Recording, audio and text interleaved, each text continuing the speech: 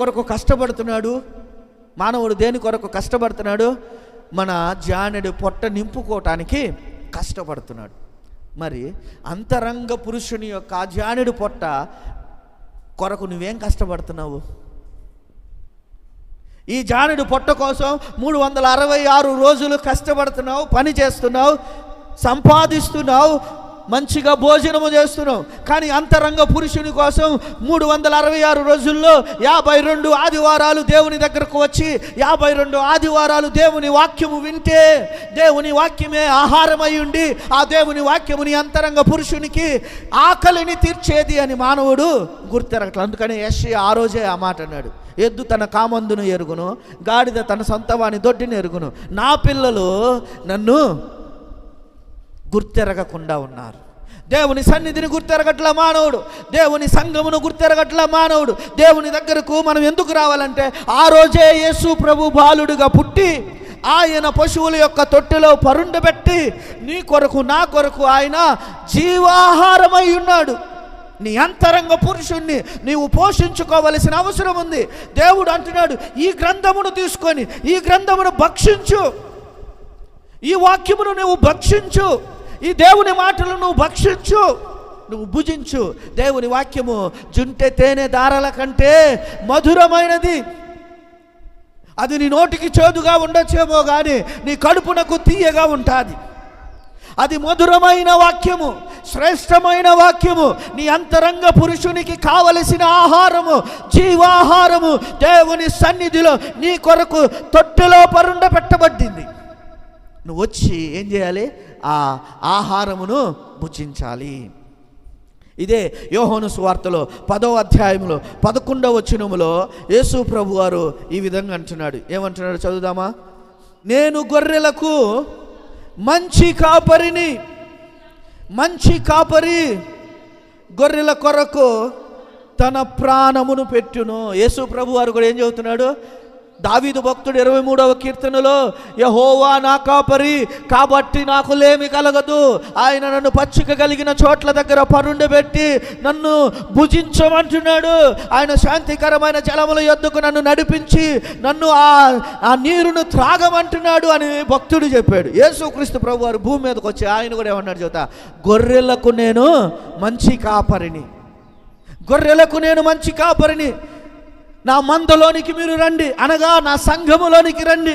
ఈ సంఘమునకు, ఈ పరిచర్యకు కాపరి ఎవరే అంటే ప్రభు అయిన యేసుక్రీస్తే. నేను మంచి కాపరిని, నేను మంచి కాపరిని, గొర్రెల కొరకు నేను మంచి కాపరిని, మానవాళ్ళందరినీ దేవుని మార్గములోనికి నడిపించే మంచి కాపరిని. నేను గొర్రెల కొరకు ప్రాణాన్ని, ఎంత మంచి కాపరో తెలుసా? గొర్రెల కొరకు ప్రాణము పెట్టేంత మంచి కాపరి. అంత మంచి కాపరి నిన్ను ఎక్కడికి నడిపిస్తున్నాడు అంటే తొట్టె దగ్గరకు నడిపిస్తున్నాడు, దేవుని వాక్యము దగ్గరికి నడిపిస్తున్నాడు, యేసుక్రీస్తు దగ్గరికి నడిపిస్తున్నాడు. ఆ మంచి కాపరి నీకు ఆహారముగా మారాడు.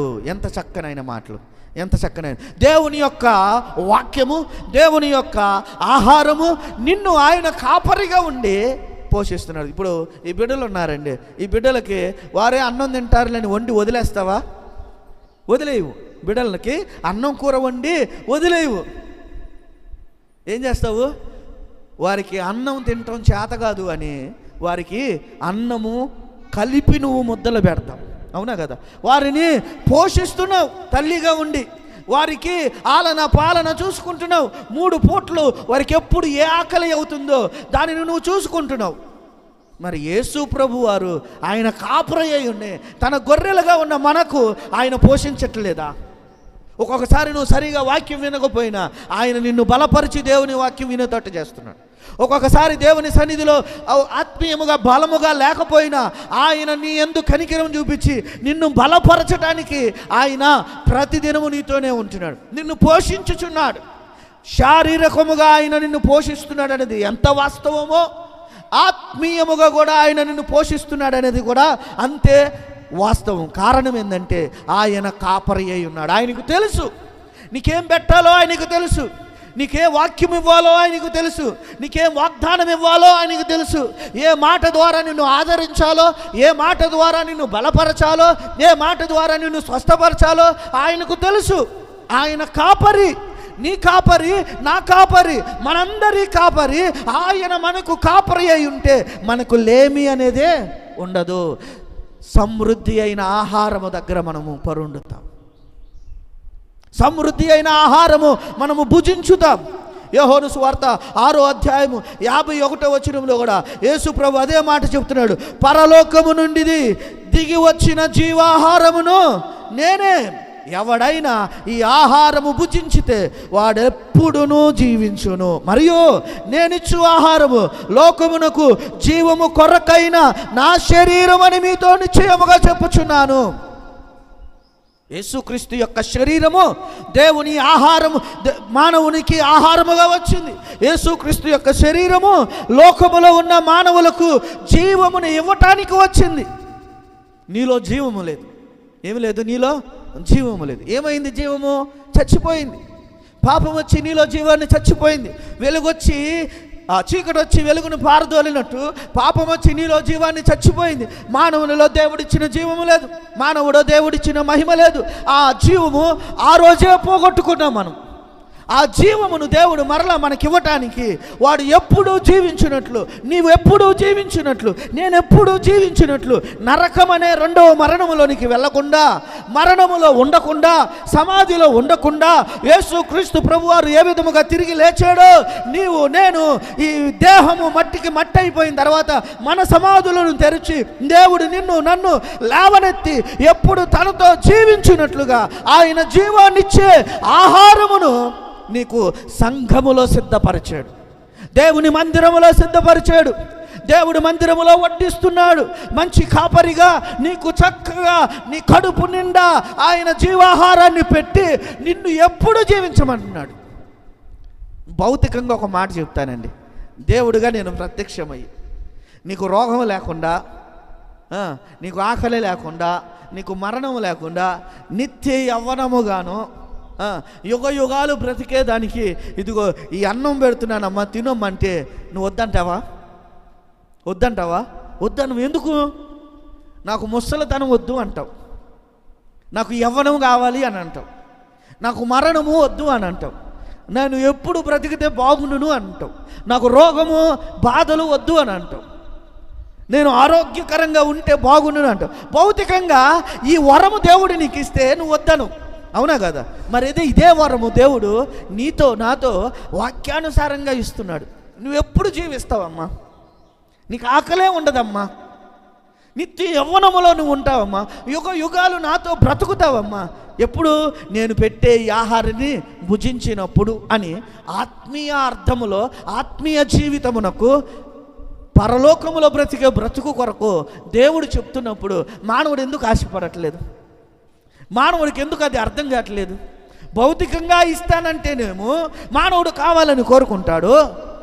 ఆత్మీయముగా ఈ శరీరం మన్నుకు మన్నైన తర్వాత నీ ఆత్మ విషయంలో యుగ యుగాలు దేవునితో జీవించినట్లు దేవుడు అదే వరం నీకు ఇస్తానంటే మానవుడు మాత్రము దానిని గ్రహించట్లా, అర్థం చేసుకోవట్లా. దేవుని దగ్గరకు వస్తే, దేవుని వాక్యం వింటే, దేవుని వాక్యాన్ని హృదయంలో చేర్చుకుంటే, దేవుని వాక్యాన్ని భోజనముగా భుజిస్తే ఆ భోజనము నాకు ఆకలి లేకుండా చేస్తుంది, నాకు యవ్వనాన్ని ఇస్తుంది, నాకు ఆరోగ్యాన్ని ఇస్తుంది, నా బ్రతుకులో దేవుడు ఎప్పుడూ మరణం లేకుండా యుగ యుగాలు జీవించేటట్టు చేస్తుంది అనే సత్యము నీవు నేను గ్రహించినప్పుడు దేవుని దగ్గరకు పరిగెత్తుకొని వస్తాం, దేవుని వాక్యాన్ని శ్రద్ధగా వింటాం, దేవుని వాక్యాన్ని నీ జీవితమును నీవు ఏం చేసుకుంటావు? అన్వయించుకుంటావు.